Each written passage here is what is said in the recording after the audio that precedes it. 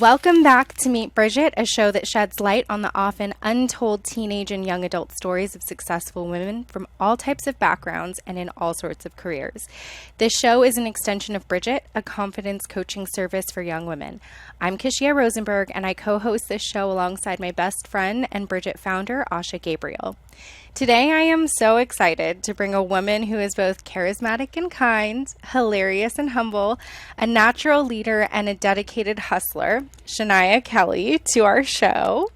Chaniah, or Naya as she's sometimes affectionately called, is a versatile and dynamic professional who's made an indelible mark on the music industry through her journey. Her debut to the music and entertainment industry started off in 2016 as a production assistant at Nick Cannon's entertainment company, Incredible, which quickly led to a role as an A&R, which stands for Artist and Repertoire Professional. Her capacity to spot emerging artists and hit songs has made her a highly sought-after talent scout within the industry. Among her most significant accomplishments is her contribution to the creation of iconic movie soundtracks for films like Avatar: The Way of Water, Spirited, featuring stars like Will Ferrell and Ryan Reynolds, Spider-Man Across the Spider-Verse, Devotion, and They Cloned Tyrone, just to name a few. She's had the privilege of collaborating with some of the most prominent artists in the music industry, such as Cardi B, Meg Thee Stallion, Shensi, and Mike Towers. Along the way, Chaniah's love for people and her infectious personality has led her to attend and cover fashion shows and events, further cementing her status as a notable figure in the industry. And she herself has ventured into the world of fashion, where she launched her luxury swimwear company, Kelley Swim. Concurrently, she continues to thrive as a music exec while continuing to develop her brand. I'm so excited to have you on the show, Naya. Welcome, and thank you so much for being here. Thank you so much for having me. I must say, that was the best intro ever. Thank you so much. It's such an honor to be here. Thank you, thank you, thank you. And it makes me really happy for our listeners who, well, I don't actually think any of our listeners know this, but I've known you for over a decade now. So it's been a real honor and a pleasure just to watch you grow into your own success. So let's get started. Can you tell our listeners a little bit about your background, where you grew up, where you're from originally? Yeah, of course. So I'm Chaniah Kelley. I am from San Francisco, California. I moved to Los Angeles in 2012, and then I was in LA for a year and a half, and then I moved back to the Bay, finished school. Then I have officially been in LA since 2016, and yeah, I live in the Valley. It's now home. It certainly is. It's hot right now, but what else is new? So tell us a little bit about like young Naya, like what was life like growing up? Like, do you have brothers and sisters? Are you close with your parents? Just give us a little background on, foundational you. So honestly, young Naya is not much different than grown Naya. It's so funny. Like, I literally started talking when I was 1 year, before I was one, actually. My mom confirmed. I'm not surprised about that at all. Yeah, one thing about me is I'm very social. I love to talk. I love communication. But yeah, like I said, not much different. I have a little brother. His name's Trey. He is my baby. I actually asked for him. Literally, when I was younger, I was like, Mom, these dolls are not going to cut it. I want a real baby that I could look after and change and take care of. So I was like, but I specifically want a little brother. Can be the only girl. And my little brother has lived with me for the last 6 years. So yeah, I am very protective. My family's everything to me. I've always been into fashion and being bossy. I didn't know I would ever be in the music industry, but it's funny. My aunt was just telling me a story when I was younger. I was only like 4 or 5, and I was pretending to be on the phone with like Ja Rule and Mariah Carey, and I'm like, we gotta close this deal. And it's funny, like looking at little Chaniah videos. There's so much sass. Like, I was like, there's wow, so much there. Changed. Yes. I think when I met you, because you're friends with my little sister, also I like crack up hearing my baby Trey, because Trey is the same age as my little brother David, and Yes. they're not little. They're 18 and 19, and they're so grown up. It's crazy. But I met you when you were probably like 13, I think. And I remember asking you because I kind of had a little bit of knowledge of like what your dad did. I remember asking you like, "Oh, what do you think you want to do? Like what direction do you want to go?" I don't know why I like was asking that, because at the time like Bridget was not even like, it wasn't even like on the horizon. So just for our listeners, I've always been this curious in this way, which is why Asha and I do what we do. But I remember you saying like, "Oh, I'm not really sure, but like I think that I'm going to be really successful." That So sounds you like always me. you always had this innate confidence, and then like this big sister aura, which I connected with you about because I'm the big sister, and I think you're 6 years older than Trey, or 8 years. Yeah, about Yeah. it's 5.5. Yeah. So when when you asked your mom to give you a little brother and that actually happened, like what was it like being a big sister to this newborn little boy? Like what in your mind was like your role for him, and how did you like act as his older sister? Well, I really thought Trey was my baby. So I'm like, I'm responsible for everything. You got the breastfeeding, but other than that, he's mine. And it's so funny because I was so excited. And then he finally came. And after like the first week, I was like, can you return him? He's getting way too much attention. And my mom was like, no, that's not how it works. And I was like, find the receipt. Like, Oh my it's time God. for him to go.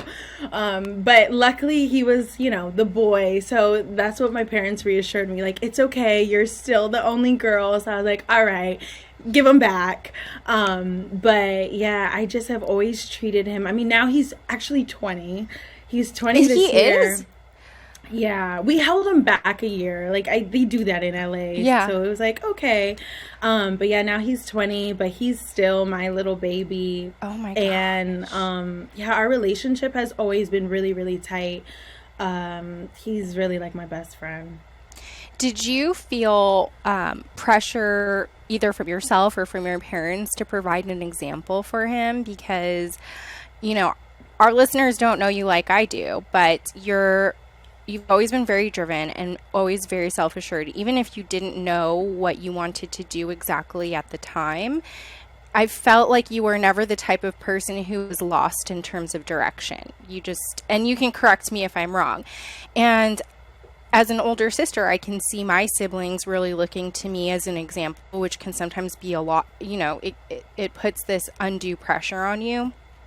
And did you ever feel that way with Trey? For sure. And it's funny and kind of sad because all the pressure came from me. Like Mm-hmm. my dad and my mom are both here alive and well and love Trey just as much as I do, but I'm like, no, he's mine. It's my job to be this example. It's my job to make sure he's having fun and he's successful and he's protected. And, like a lot of my friends and just like other associates are like, this is not your baby, this is not your responsibility. Because even times I wanted to move or just branch off to other things, I'm like, no, my little brother, it was always Trey, like I have to get home to my Mm-hmm. brother. And it's a lot like how I am in life too. And I've told this to my parents even growing up and when I was younger, like, you don't even need to punish me because the punishment I'm going to give myself is way worse than what you guys could do. I've always been really hard on myself and it's always just came from me. So it relates to being a big sister. The pressure has only stemmed from me and it's a lot. Like I Yeah. feel completely responsible for him and I really feel like even though I didn't make him, I'm like I asked for him and that's why he's here. Yeah. It's funny. It's you're very accountable for your actions, and maybe it's a Scorpio thing, but I remember For in sure. college, because David was so much younger. He was 15 years younger or 16 years younger than me, and I remember there were plenty of times in college where my counselor would literally be like, you can't like raise your own siblings. Like, what are you going to do? And I remember thinking about that and I was like, I guess it's a very logical statement, but like, you don't get it. Like, I have to be here for my brothers and sister. And similarly, like, my parents are here alive and well, and like, they are great parents, but there's something about that oldest sister role where for some of us, you just feel like you need to be really, really present. And it's great, but it's also, has this double-edged sword side to it where, like, you're so hard on yourself. And then you also, it sounds like you've had moments where you're like, oh, I have to, like, get back to Trey, or I have to, do this for him. So when you were, like, kind of figuring out what you wanted to do, or I guess just in general in life, do you feel like you've ever held yourself back because of that? Like, from doing anything, any experiences? Ooh. I'm like, I was still stuck on your story, and I was about to be like, yes, I can relate. So many people have told me that, and it's definitely a Scorpio thing. And I think the biggest thing that it stems from is we wish we had a big sister who would be there for us the way that we are there for our siblings. Like, I never really, the saying, they have to learn on their own. And I'm like, no, if I could be there, if I could protect, I'm going to, regardless. And because we're older, I never looked at it like I was being held back, because I'm like, his life is just as important, almost more important than mine, because I got to live a little longer. So with that experience and with that wisdom, like, I want to be there for him and see which ways I can prevent things. But specifically, anything that's held me back, life this year has been the most impactful one. So because of that confirmation of how this year has gone, I can't really like regret or think differently of my past decisions, because I'm like, wow, everything has been in alignment. It is the perfect timing. I am supposed to be here right now. And so many people, countless people told me, like, it is not your job to raise your brother. You did not lay down and have him. You are not his parents. Your mom is there. Your dad is there. And naturally, I blocked it out. I'm like, I might have a little bit of selective hearing. But now to see the position that I'm in, and then the ways and roads that I've opened for my brother, and even just like the house that we're living in, I'm like, I'm so happy that I listened to myself. I didn't look at things like a missed opportunity, because now more than ever, I feel like I'm in the right place, right time. I love that. I love the mindset of just not having major regrets. And this is something that I do as well, where I think back about, the decisions that I've made or the way that life is going. And obviously life is, there's ups, downs, and everything in between. But I think, my perspective is just, even when it's really, really hard or something doesn't quite go the way it's supposed to go, like, I can't really like lean into that feeling of regret, because then you lose the lesson. You lose like that opportunity to grow and to gain anything from it. And I think you're so right. Like, when you get to that bright patch, when you get to the space where you're like, this is where things are opening up, this is why I've worked so hard, or I've done things the way that I've done them, you can see that opportunity starts to build upon itself, and starts to build upon itself for the people that you love, if that's important to you.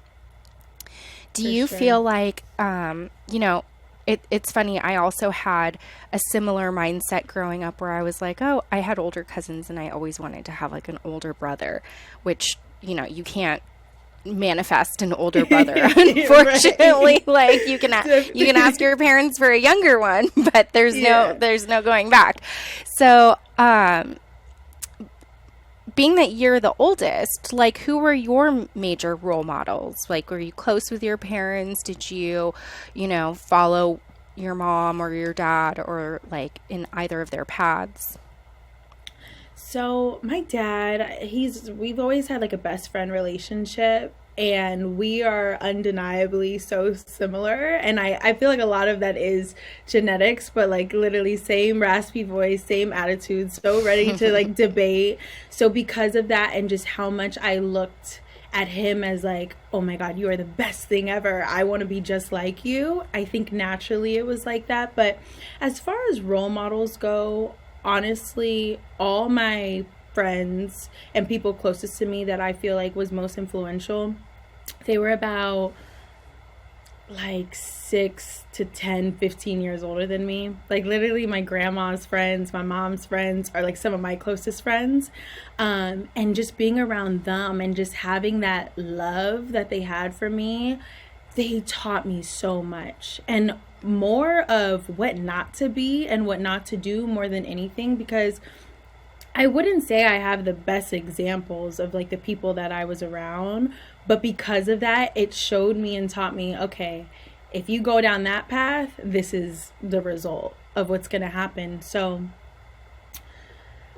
a lot of the girls my dad dated taught me a lot of things, and just the female association that he was around, like in LA. And honestly, a lot of my best friends' big sisters, so like you included, I just always had a connection with just a more mature crowd. I didn't really relate to people my age, and I think it's benefited me in so many ways, because it was like, this is what can happen in 4 years. This is what can happen in 5 years. But also, I got to experience so much life and fun and partying at like a young age. So when it was time and I was of age to do so many things, I'm like, I just want to work. I just want to hustle, because it got old. It got old so fast for me. But yeah, just association of who was nearby, good or bad example. I tried to make the best lessons out of it from their experience, so I didn't have to learn the hard way. Have you, speaking of the hard way, have you ever had to learn the hard way? Like, is there anything that you ever got in trouble for that you were like, damn? Oh, yes. 100%. My parents will tell you, I was not an easy teenager at all. Like, I was never the kid that was like smoking or drinking, but I was very fast. Like, I am definitely beyond my years, and like I said, this is not different from younger Naya to now, because now I'm like mentally I'm like 42, you know, gone through all this life. But no, there's so many things. My mouth always got me in trouble. I have the most, I don't even know the best word to put it, but my curiosity about everything can sometimes get me in trouble. And like I said, been like that since I was a little girl. What is one story that I could share that is hilarious? I mean, yeah, I guess my phone would get me in trouble, and that was like where all the answers were. So like one time my dad took away my phone. Oh, this is how mischievous little Chaniah was. He took my phone one day. He asked me a question. My mom is such a federal. She saw everything. And when I was all the way in LA and she was in the Bay, she saw a picture of me. I was somewhere I shouldn't have been. I don't remember if it was like the club. It was somewhere someone under 21 shouldn't be. And my dad was like, so where were you guys? Who were you with? And I was like, I don't know what you're talking about. And he was like, Chaniah, you know what? Just give me your phone. I'll find out. He took my phone. He brought it in the other room. And I went on my laptop, went to iCloud, and erased the whole phone. And I'm like, God. And he was like, how? I was just going through it. And then all of a sudden it was like, hi, set up your new iPhone. Oh, so my then God. After that, so after that, I would get my phone and my computer taken away. Oh my, you want to hear actually a funny story? After that happened, I was like, okay, let me think ahead just in case I'm going to get my phone taken away again, because I was only a sophomore in high school. So only person's number I knew by heart besides like my parents and my grandma was Kara's, because she is little sister. So I was like, look, I'm going to make my password your name. So if I call you on the house phone, erase my whole phone. So literally for so many years, probably up until I got the new iPhone this year, my iCloud password was Kara's name. And I don't even think she knows that, just in case she was gonna get that call like, yo, delete my phone, somebody got it. You guys are so dumb. So dumb. But in a smart way. Back. She was a ride or die. She had my back. But then after that, my dad was like, you know what, I don't even want to know. For you to be thinking this far ahead, you got it. Oh my God. Well, it speaks to a certain level of ingenuity and like old soulness that I always knew you had. And it's really funny too to hear it from the other side because my sister is a steel trap. Like if she doesn't want to tell you something, she's not going to tell you something. She's your person that like she is not giving the feds no information. She has you the best needed to poker hide a face. body. Yeah, like sometimes I am scared of my own little sister because I'm like, what is going on in your head? Like, what secrets are you hiding? She's a ride or die for real. She really Shout is. out my girl Cara. I love her to death still. Couldn't make a difference. The most loyal. So, okay.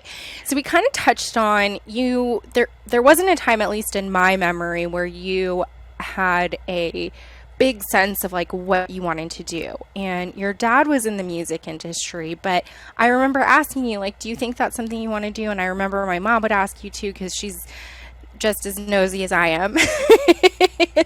And you Your were like, mom is I just don't know. Yeah, she is. Love her. So tell me a little bit, like fill in the gaps for me. You started at Incredible in 2016. Like, were you just kind of like trying things to like figure out where you wanted to be? Like, I know you've always been super personable, but at what point were you like, this is where I'm going to kind of put my foot down and start walking in a direction?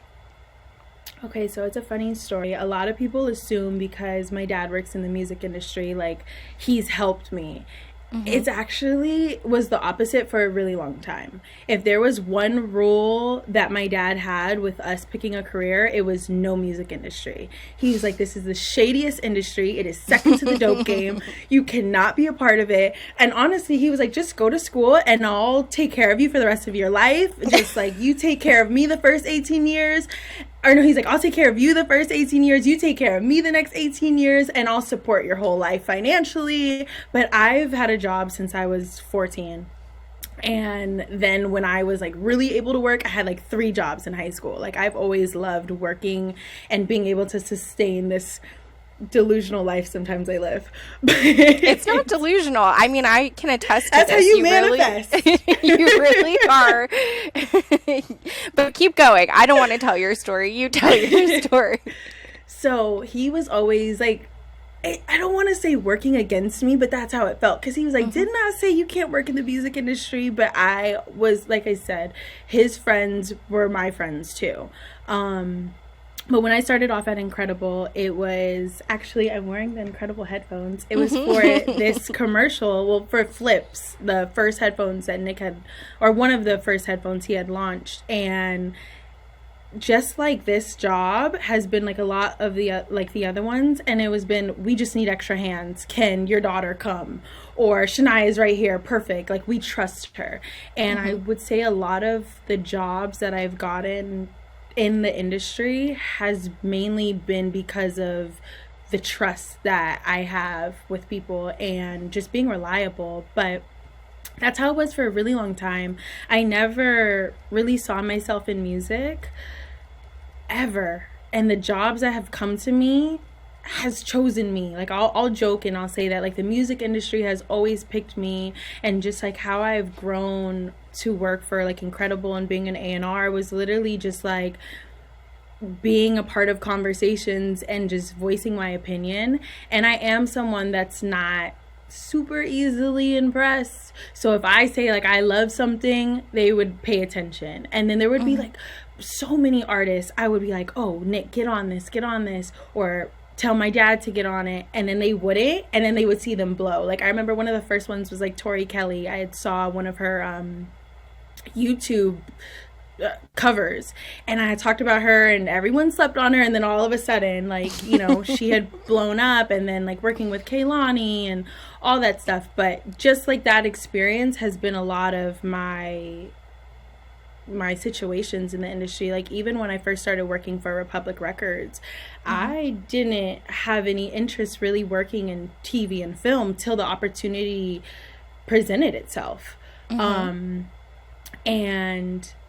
it was so cool. And I feel like that was when the opportunity came, and it was mainly because of my connections, negotiation skills, and I had little experience in film and TV and soundtracks, and I've always had a love for music, and that's what really keeps the motor going. But that was right before I got that job, was really when I was like, okay, I'm an A&R. I'm going to really search for talent. I'm going to do more than just my job. I'm going to give it my all. And then it was like such a short time period where, okay, cool. The next opportunity is here and you are going to the next 20 levels.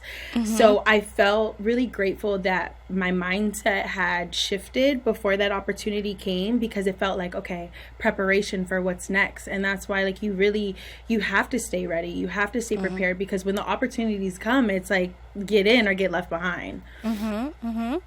So you started out like basically on the ground floor. Like, production assistant is, you know, it's a great job, but like for anybody that's in film or entertainment, like they know, like that's where you get in, because it's the lowest tier to like start building your way up in the industry. You've also always been an incredibly confident person. And I know you say your mouth gets you in trouble, but I think it's actually you know, for all the times that your mouth may have gotten you into trouble, Chaniah, you have like figured out a way to talk to people. So what do you think, like when you were starting out at Incredible and you started to just, I mean, I can see you so clearly just like being yourself, like, oh, you need to check this out, take a look at this. Like, what gave you the confidence to be able to do that with like Nick Cannon or like, you know, the people that you were working around? Because that's probably what started to get you noticed, is like you just kept speaking up. So what gives you the, how do I want to word this, and on who is our editor, you'll have to kind of backtrack so this sounds clean, but yeah, like how do you convince yourself to like keep going in that direction? Like, you know what's interesting, Incredible is such a family environment. This is probably the one and only place where I kind of think before I speak, more than anywhere else. Maybe because like I have so much respect for Nick and my dad. And just even being around Nick, like my ultimate dream when I was little was to have my own talk show, and he is the most phenomenal host. So it was really just me like learning, and I'm like, he's the boss, like he knows best, and I never want to like say anything to take the wrong way. And then it's like my dad, he's like, you know, if you know my dad, you know how my dad is. So that's when I probably listen the most. And then behind closed doors, I'm like, okay, you guys really need to do this. But everywhere else, oh, I don't care. I'm like, excuse me, this is what we're supposed to do. And then maybe that's knowing it's just a different relationship. But it's just funny because you would think because they're family, you would feel more comfortable to like speak up all the time. But if it wasn't just like 250% something that I knew was gonna move them to the next level, or something I fully believed in, I would listen for the most part and just do what I was told. And I always looked at like the music industry and what I saw for myself, just helping the family. And I even took that responsibility when I got to Republic. I'm like, okay, Nick created a way for even opportunities like this to come. I just want to put them on. Like my what would I say? Like my love and passion for music is definitely the art of it, but it is really such a shady industry and business. I'm like, I don't want to argue. I don't want to bring this stress home. I don't want to lose sleep chasing after just the titles and the roles or the Grammys. It's really like, I just want to be happy and create super dope art. And honestly, put on as many people as I can and just change people's lives.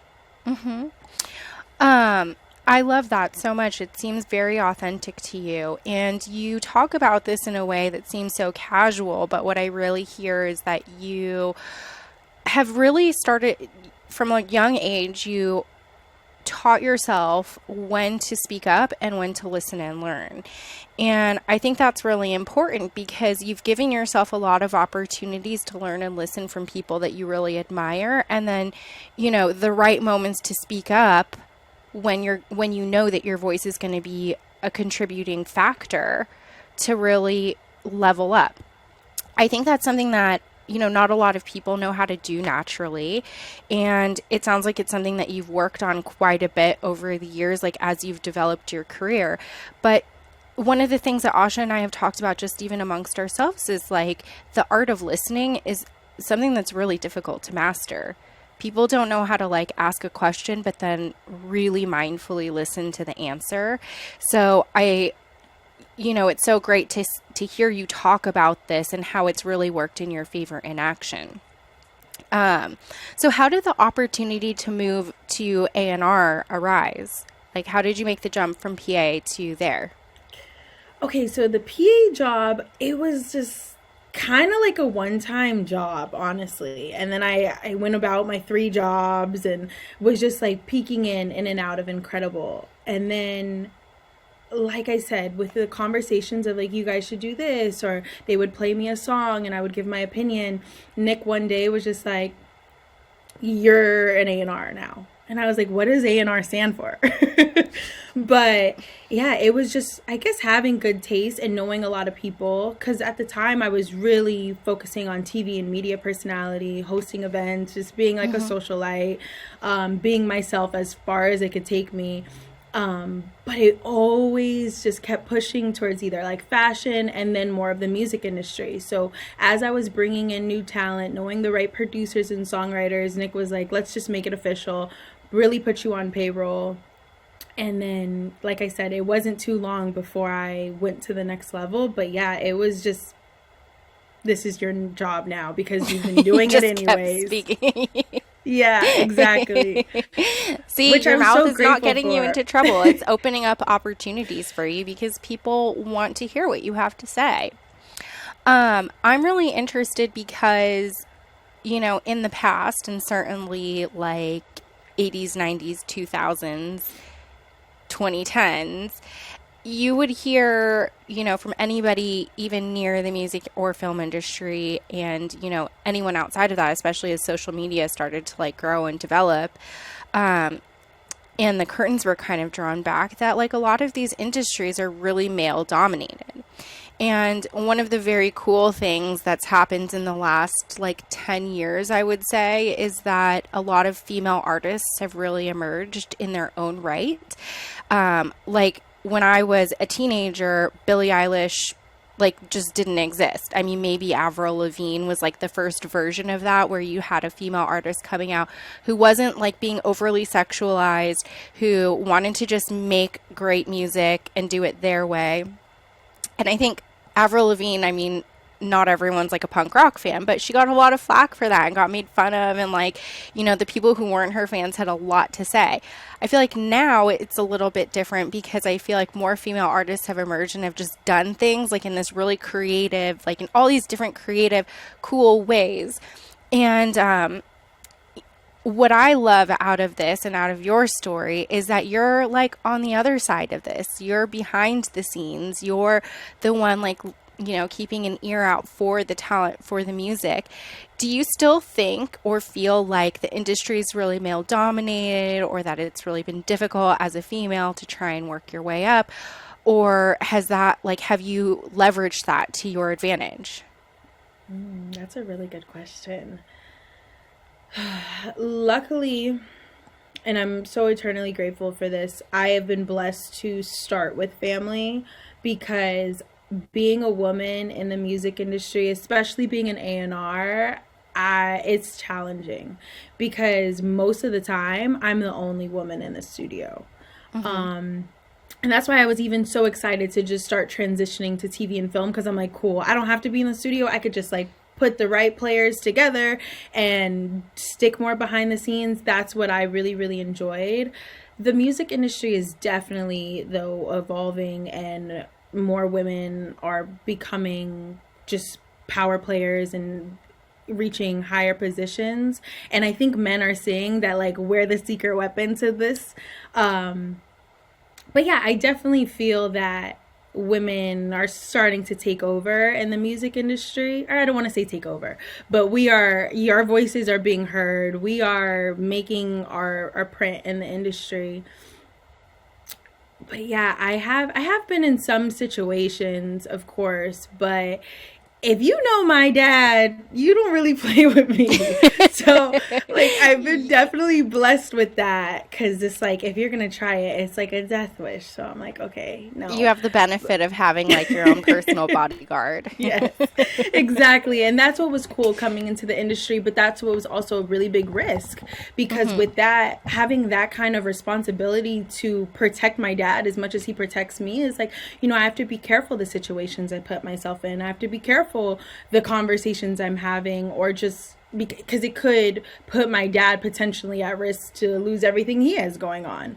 So that, but he definitely played a part to my safety in the industry. That makes it makes me chuckle, and well, chuckle. Your dad's nickname is Right, is no Chuck, pun so it's kind of intended. funny. Yeah. Yeah, so no pun intended, but that does make me chuckle.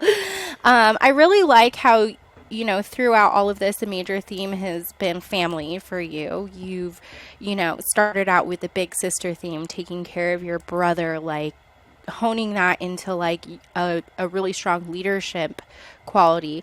But then even as you've grown further into the industry, just leveraging the way you think about family into your relationships. It's almost like you take this confidence that you have, the big sister confidence, and the confidence of being somebody that knows how to take care of somebody else, into your role. And that's been really huge for you, because obviously you're not related to everybody in the music industry, but you get to work with really big players. And I imagine that, you know, you're doing it in a way that's very authentic to Chaniah, where you're talking to everybody the same way you're talking to me. I've known you a decade, you know? Would you say that's true? Oh, 500%. It's crazy, because that's one thing I feel that people have always told me the opposite. Like, going into the industry, or not even growing up, my dad gave me the book 48 Laws of Power, and he was like, read this with caution. I'm giving you this book because I want you to know the world that you are entering. Please don't read everything that's in it and apply it, but just know this is what people are capable of. And the first rule was never outshine the master. And he reminds me of that lesson every month. But because he's like, you have such a big personality, your mouth is going to get you in trouble. I have been told that 1,010,000 times. And as much as I do want to be careful, there's something in me that like can't help it. Like, it just will come out. It will come out on my face, even if it doesn't come out of my mouth. But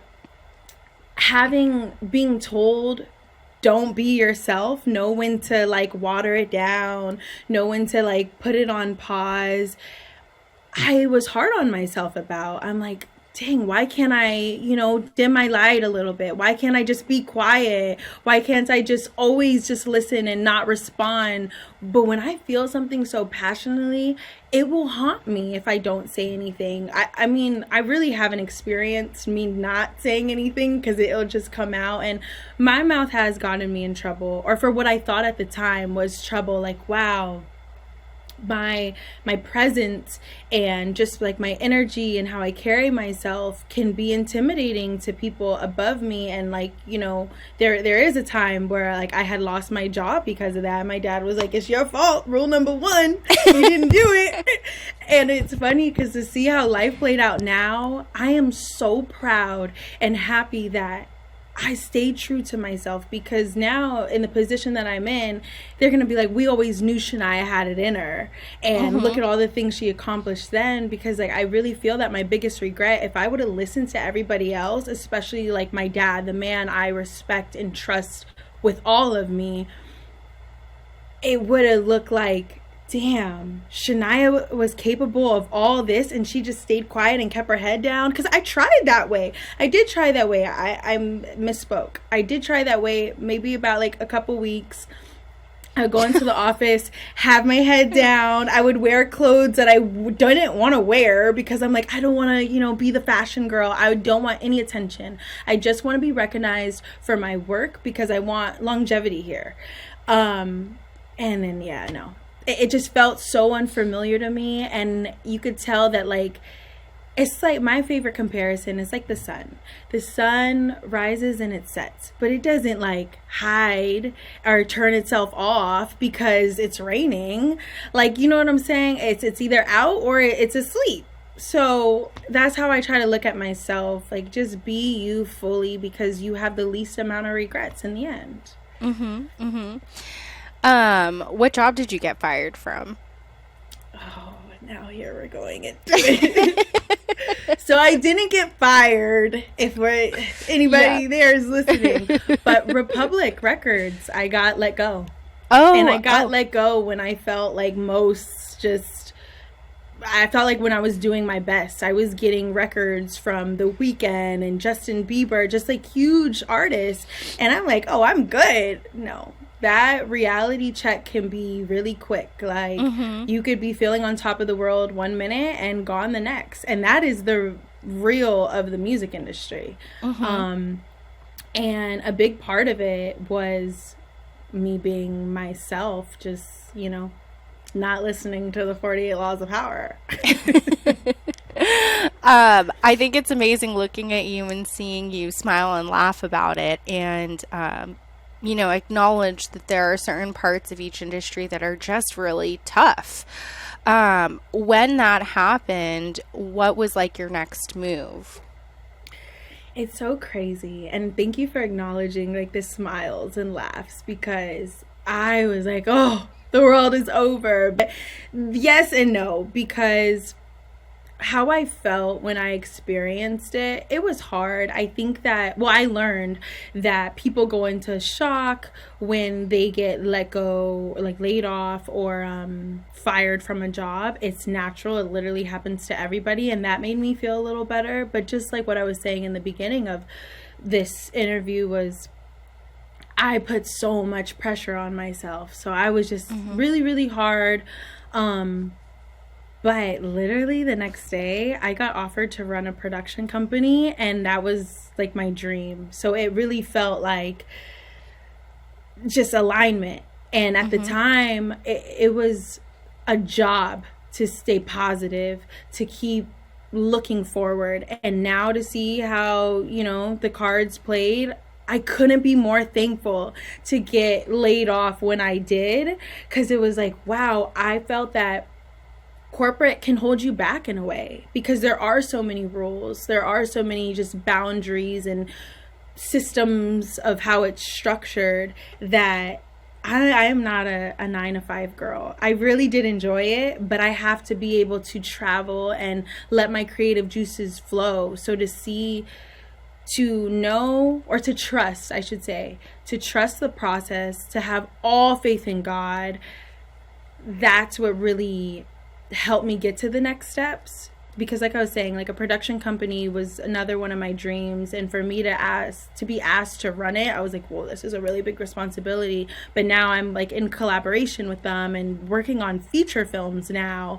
and working with like script writers, and it's an amazing experience. But like the key is really trust yourself and trust God. He will never disappoint. I love that you've stayed open to all of these new opportunities. Was there ever a moment where you were approached with something like this big opportunity where you questioned yourself, or you thought like, can I do it? Or, had moments of fear? And if so, how did you get through that? Oh, another good question. Kashia, I just love you. This is such a great interview. Can you imagine what it's like being married to me? I'm just kidding. Yeah, no, he's the luckiest guy ever. No, but I mean, that's where we're similar. Like, I am curious about everything. I love learning and growing. Like, my goal every day is to be better than yesterday. But yeah, I guess as confident as I am, I don't want to let anybody down. So I guess the most recent experience would be becoming the TV and film director, or the director of TV and film at Republic Records. That was probably the most I felt like are you sure you could do this? Because also at the time, like, they were interviewing so many people who have had like over 10 years of experience, has been labeled a label, has worked on all these productions. But as soon as I pulled up to like the meeting that I had there, it felt so comfortable of like, oh, this is home. This is my job. And I had no doubt in my mind that I wasn't gonna get it. There was definitely times, and I remember calling my mom and I was like, what do you think? And she's like, you can't do it. And mind you, this is how a lot of the calls with my mom goes. Like, she's the first to be like, I don't know. And then I'll call someone like my aunt, and she's helped me a lot. She was like head of legal at Facebook and the meta world. So she's a very successful, bossy woman. So I really go to her for a lot of my just advice and just information that I need. And she was like, this is your job. You're going to get it. And you are going to become the most focused and disciplined person, because I believe in you, but you definitely have to buckle down and do your homework. Anything you don't know, you're going to learn, and you are going to treat this almost like a school. And that's what I did. I tried to learn everything I could about TV and film and soundtrack. So whenever I don't feel as confident, or I want to find a better word for that, because I don't feel that my confidence gets tested. It's more of like the experience that messes with the confidence. But I'll work harder than anybody. I will dedicate the time and the hours to make sure that, like, yeah, I might be the youngest in the room, but like, I spent all these hours learning and studying. So hopefully just the time that you think you have over me, I've spent behind closed doors. I love the tenacity, and there's a contrariness to you that I don't know if you've ever really acknowledged, because you are very, very confident, but the Naya that I know, from little Naya to now, and it doesn't sound like anything's changed, if somebody tells you you can't or should not do something, what's the first thing you do? Yeah, you're shaking your head. Yes, you're like, it's like a moth to a flame. And so it sounds like a lot of that has really fueled you. And your parents are very funny, because just knowing you growing up, I know you've talked about how in a lot of ways they have these very, very different strengths. And it's so funny to hear you verbalize how, you know, your dad is very stoic, and he's that person that encourages you but tells you, like, don't get into the music industry. Your mom's like the soft and maternal one, but she's like, you can't do that. And so it's like you ain't embarrassing us. Yeah, like, you've made it your mission to really prove yourself, you know, prove to yourself that you can do it, but also just prove all of these things wrong in a way. And I think that there's something really cool about that. And you know, it's clearly brought you very far.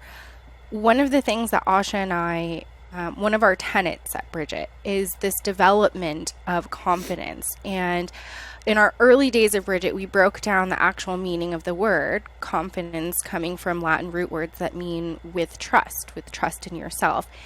And you really do exude that trust in yourself to figure things out, even when, you know, there's a little bit of doubt as to, you know, do I know this or do I not? It seems that part of your hidden inner strength is really trusting that you can go through the process. So if you don't know something, that's not like the be all to end all. It's like, okay, if I don't know something, I still belong in this room, but I'm going to do the work to make sure I belong in the room. There's like no pretense about it. It's very authentic. And it's something that's like so undeniably you. I'm like so happy to see and hear you share this with our listeners, this very, you know, childlike foundational part of yourself that you just refuse to let go of. For sure. I mean, honestly, what you said, like, you hit it on the nail. If somebody tells me, okay, the fastest way to get me to do anything is to tell me I can't. And when it comes to like music and entertainment, and people that work with me know, if you tell me no, which I'm not good with no, that is a foreign word. if you tell me no, I will find somebody else who could do it in half the time I gave you. And this is like 10 out of 10. I will. Like, please. That is my only petty quality.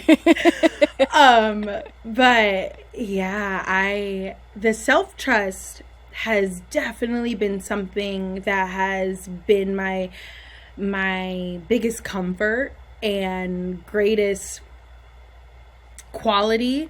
But I will say, after a relationship that I was in, it was like the most shakiest. I have never been more indecisive than I was like over the course of 2 years, which was extremely challenging to like, I was aware of it, but to overcome. And then that was even harder. And then the pressure I put on myself, because it's like, you're aware of what's causing it, why it's happening, and how much it's hurt you and prolong things, but it's hard to shake it. So the self-trust, yeah, it's helped me in so many ways and was my greatest strength. But then once it was like shaky, I experienced anxiety and depression, and I'm grateful for it though, because now I know what that feels like, and I'm so much more patient and kind to other people. And it's like, you know me personally, and I'm like the biggest sweetheart, the biggest lover, so affectionate.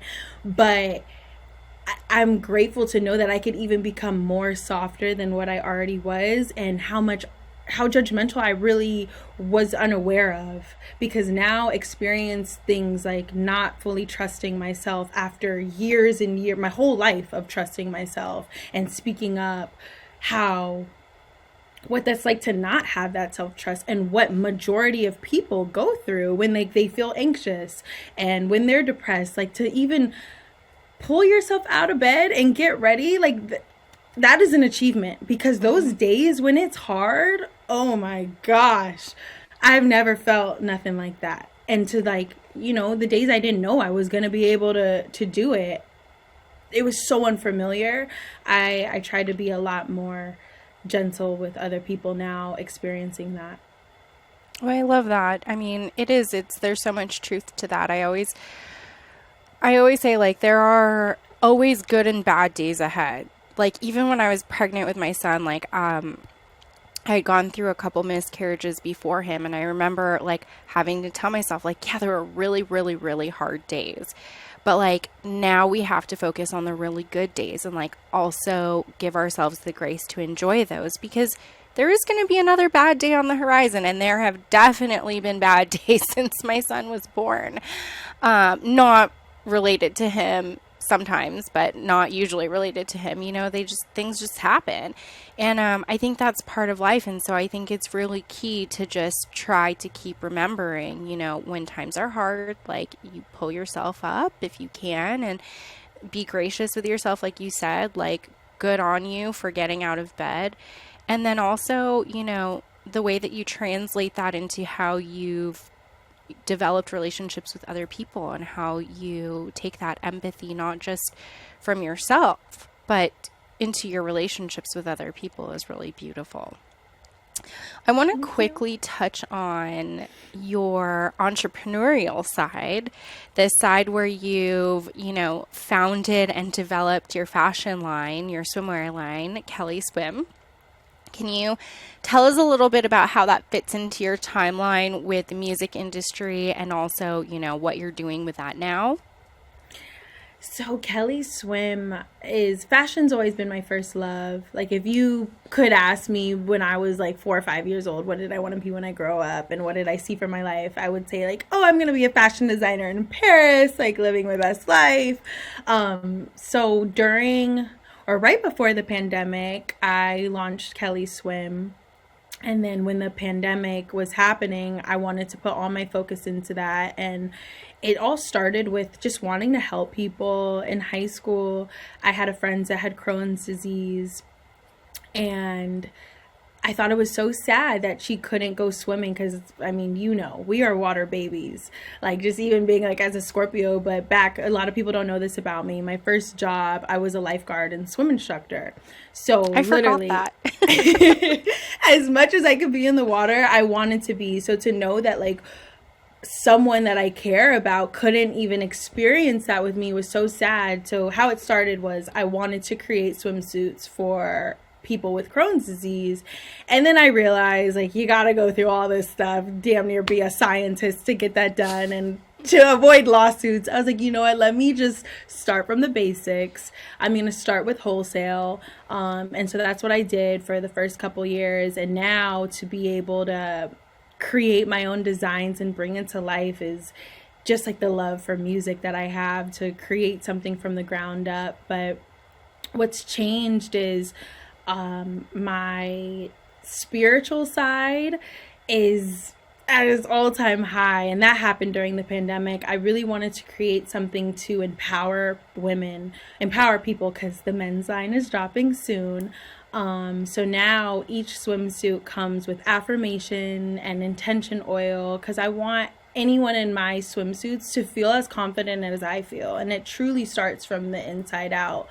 And then I'm like working on a lot of cool cover-ups too, because being in the music industry, I was like, I am not posting no bikini pics no more.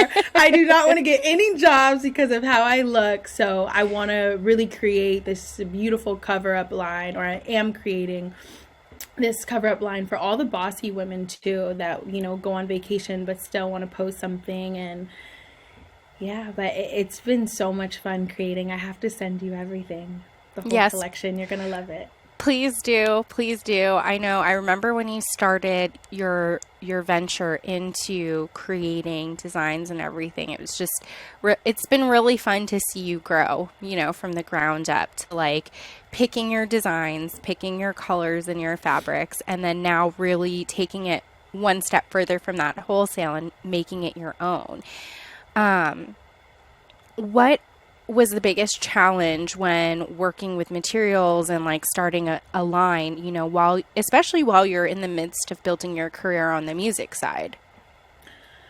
I definitely took a break because it was really hard to juggle, but the hardest part was just having a million and one things to do with so much on your plate and not being 100% focused and organized. You forget the little things. And like my manufacturer's all the way downtown, so it's like I drop off everything. I drop off my patterns, the fabric, the thread, the labels, and then I realize like, oh, I forgot the tags or just this one thing at home, and just to go back and do that. But I really learned to love the process, because being as accountable as I am, there's no one to blame. So it's just like, just get better, get more organized, write out a list, take note of everything. And because the challenge of having two full plates, I'm like, okay, separate the sides, don't have any of your foods touching. So I guess really the biggest challenge, in short, is just not having too much to do and not being as organized as I should be. Because I do believe I could do it all.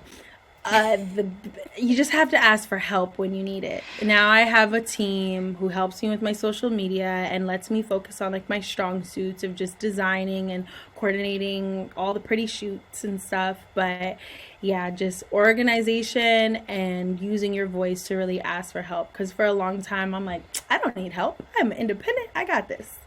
Yeah, I think it's a really important lesson to learn, because I don't know at what point it was ingrained in all of us, and I think Asha can also relate. It's like when you are interested in doing everything and you're willing to do the work, there's almost like this, it almost becomes like a roadblock, because you're like trying to do everything on your own because you know that you can, but time is finite. And so there's a certain point in time where you have to just acknowledge, like, it's not that I can't do it all, it's just not the efficient way to do it.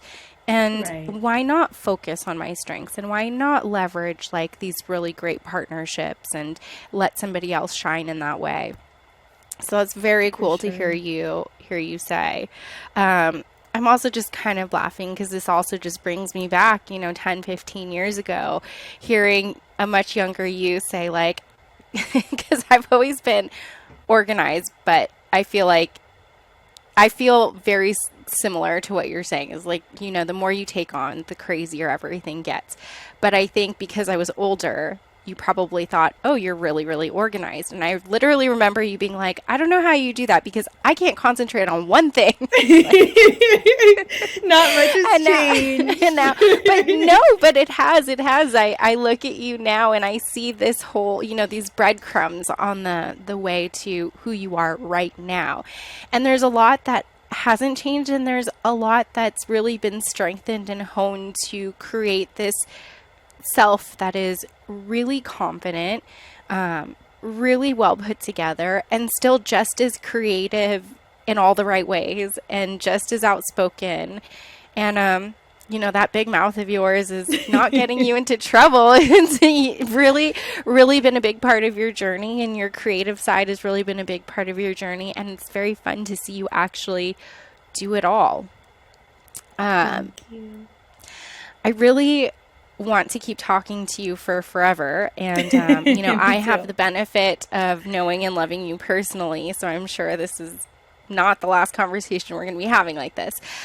But at the end of each one of our interviews, we do a little fun Fast Five where we ask just like 5 silly questions, quick answers, and then we end with something a little bit more like heartfelt. So if you're ready, we can go into it. Let's do it. Okay, number 1, favorite way to start the day. Oh goodness. And as soon as you say fast, I'm like, okay, slow down. My favorite way to start the day is I spray my face with rose water, and I just like think about all the things I'm grateful for. And when that's the way my bed is set up, like the window that comes in, as long as the sun is shining and hitting on me, I'm like, okay, it's gonna be a good day. But those gloomy days, I'm like, sorry, that wasn't fast enough. No, but yeah, fine. Just some self-care, some rose water and prayer. I actually like that. I might start putting like essential oil or something next to my bed. It's the best way to wake up. Number 2, most annoying thing that Trey does. Oh, just one. I just needed to throw it in there because I know you love him so much. But I do. The most annoyingest thing that Trey does is say no, I guess, because I'm like, I do everything for you. It really brings this rage. But I guess the most annoyingest thing that Trey does is, if he doesn't want to do, he doesn't get excited to do stuff for me. And I know that sounds crazy, but he is someone that I'm like, oh, jump on my back. I got you. Whatever you need, I'm there. But I guess just stay silent, and his lack of like social skills, I guess. Him and David are really similar in that way, because I'm like, I think Cara and I are both always like, come on, David, let's do this. And I'll be like, oh, I don't know. Like one day I invited. Interest. Yeah. And I know my brother loves me to death, but I invited him to dinner once, and he's like, yeah, I'll be over. And I called him at dinner time, and I'm like, hey, when are you going to be here? And he's like, oh, I totally forgot. I'm literally having dinner with my friends right now. And I'm like, David, are you serious? And we're so heartbroken and disappointed. Yes. It's so funny. Like, me and Trey are complete polar opposites. Mm-hmm, like, he acts like each word is like $1. Like, he will always say less than necessary. And then you meet me, and I'm like, oh, I got $1 billion. Let's go. Oh, my God. But I guess his lack of interest, for sure, it drives me nuts. Yeah. That's so funny. I'm glad I asked that question. Okay, number 3, best piece of advice you've ever received. Just don't dim your light. Just be you. For sure. I didn't realize how impactful and how much I would really carry that, because it sounds super cliche, but if you trust yourself and believe in yourself and just really find that inner voice, you're going to reach heights other people couldn't. Number 4, what is a mantra that you use for hard times? Wow, that's a good one. I really just speak love into myself. So anything that has to do with love, like I'll do a lot of mirror work. So just like, I love you. I am here for you. You are everything. You have everything you need, and you're not alone. And then like my biggest like piece of advice with that mantra is to make your screensaver a baby picture of yourself. And whenever you want to be hard on yourself or be mean, just look at that baby you, and then you're like, I can't be mean to her. Oh my gosh. And then that's when I'm like, I love you. I'm here for you. It's okay. I got you. I'm not going to be mean. That's like all the Shania, that's such a good one. I think we need to add that to one of our like group exercises. Like bring a baby seriously. Picture. I love that. It's life-changing. Like, bring your favorite one, because you can't yell. You can't be hard. You can't, like, say... You can't even have negative thoughts at that point. It's all just love. And so, like, any mantras that have to do with love completely raise your frequency. Oh, I love that. Okay, number 5. Favorite guilty pleasure. Oh my goodness. Coffee, Haagen-Dazs ice cream. And a spa day. I will literally fly to Vegas for a good spa day. That's not a guilty pleasure. I wouldn't feel guilty about that. But yeah, coffee, Haagen-Dazs, because I could eat a whole half a gallon and just be like, well, where's the next one? Where's my next scoop? But yeah, that's definitely my guilty pleasure. I love it. Okay. This is a question we end every interview with. What was one quality you had as a young woman or little girl that you didn't take pride in then, but you look back at now and you really appreciate? I mean, it's been the theme of the whole episode. It's just use your voice. And for all the people that think that I talk a lot, just sit back and trust the process, because I will blow your mind. So yeah, I guess just seriously though. But it's definitely that talking too much. I didn't realize how much I'm releasing, and I'm just doors I'm opening by using my voice and being myself. So yeah, just using your voice and staying true to yourself. Those qualities from when I was a little girl has been my strength for now. I love it so much. Well, before we go, where can our listeners find you? What are you up to now? Where can we share you? Okay, so I'm going to let you guys in on a little secret. Really, nobody knows, and I'm so excited to share it with you first. But I will be launching a podcast in November. Oh my God! Yes. So it is coming soon. But yeah, you can follow me on Instagram. For more updates, and I'm going to be doing the whole thing, so like launching episodes on YouTube, so also branding my YouTube channel, and then the swim line is my first baby, so please shop Kelley Swim for all your goodies and your just positive affirmations and oils, all pretty things. But yeah, I was really excited to share that with you, and I can't wait to have you on there. I'm so excited. Well, I can't wait to talk off record about this and hear all about it.